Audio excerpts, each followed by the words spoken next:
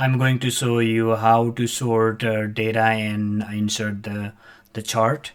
Go to cell, type equal, type sort,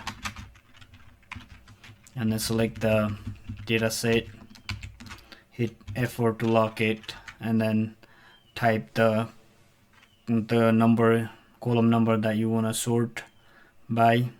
I want to just sort by cells. That's I type 2, and then ascending or descending. I want to sort by descending, -1.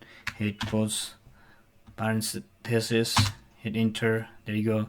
And to insert the chart, Control A to select data, and then you can hit Alt and RC to insert the chart. The chart box pops up, and then you can select the chart you want it. I want this one, so hit insert chart.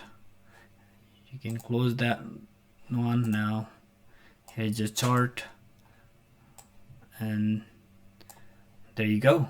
Thank you.